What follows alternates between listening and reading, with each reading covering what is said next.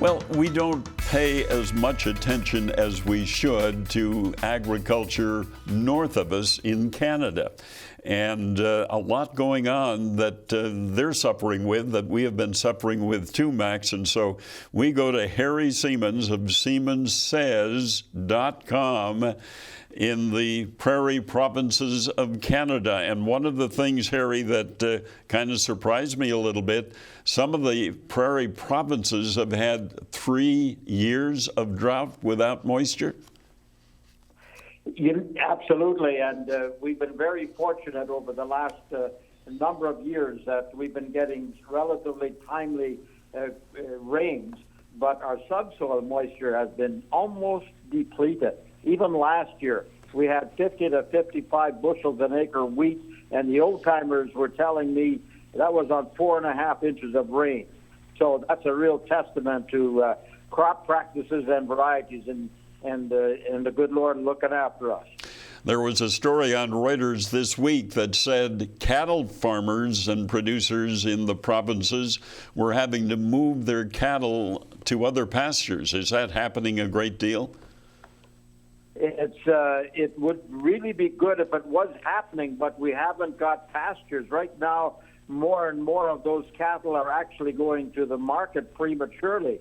And even I talked to the president of the Manitoba Beef Producers, who is a cattle rancher in the Interlakes, and he told me that that even from last year, the cattle were thin coming onto the pasture, and this year he didn't think guys would have even enough pasture and feed to take them. So they're starting to move and cull cows early.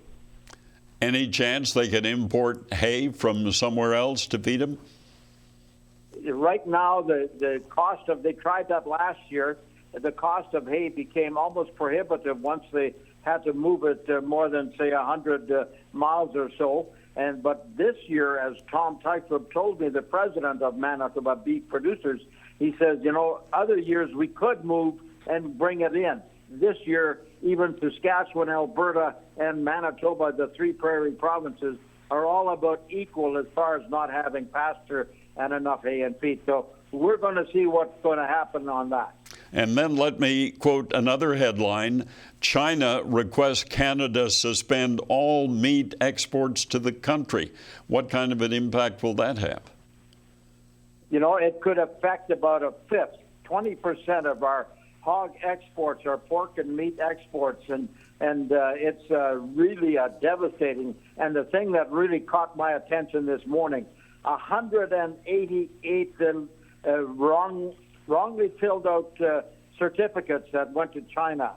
It's so often when people really want to help you believe a lie, they keep exaggerating it. It's really an issue that's political, but it's still at the same time, not only does it affect the meat producers, it also, because they did the same thing to canola. And so we're really experiencing some of those real painful times that we didn't think we'd have. If we resolve the trade issues with China, it would help your producers immensely, I presume.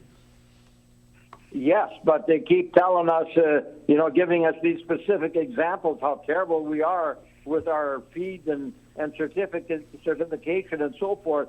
So it's really hard to see how this is going to play out. But yes, once the politics is aside, I think we could start getting back to normal, because the people in China, as Orion and you people have told me, they need to eat pork and they need to have our canola. But right now, I guess they're going to do without.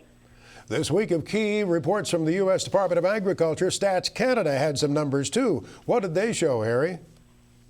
We were down in canola probably about 9% in acres, down to 21 million. Wheat was off just a little bit, but it was replaced by barley and oats. And I guess, the canola thing really had to do with the prices, which had to do with China. And then, of course, we were dry for so long, so they had a long time to figure out exactly what they'd put in. And now, of course, we've gotten some rain at some places, so we're just starting to see some of those crops to fill out. So we'll wait and see. The acres shifted significantly this year. I guess that's no big surprise. We always note, Orion, how Harry drops names. I mean, he knows everybody on a first-name basis, that's for sure. Always good to talk to you, Mr. Siemens. Thank you. It's my pleasure, and good luck, guys. Thank you, Harry Siemens. SiemensSays.com, and he does know the industry very, very well all across the country, quite frequently commenting on the politics of agriculture and the directives they get from out east to affect the producers in the prairie provinces. And we didn't have time to talk to him about the Mexico, U.S., Canada trade agreement because that's still up in the air. It's still up in the air. Yeah. You know, we're making a little bit of progress in that regard. We hope to see the USMCA become a reality, but it's going slowly, and not just in the United States. And it's always interesting to me that the Speaker of the House, Nancy Pelosi, I don't think she realizes she represents the #1 agricultural state in the country. The folks in California have a lot hanging in the balance there, to be sure, just as producers elsewhere in the country do, with our very important trading partners on either side of us here. Yes, indeed. There's more coming up on this weekend's edition of This Week in Agribusiness. The efforts to expand markets around the world continue in a very competitive climate as the U.S. Grains Council works on that. We'll share a visit coming up. And yes, we are going to track down our agricultural meteorologist and get that forecast. Stay with us here.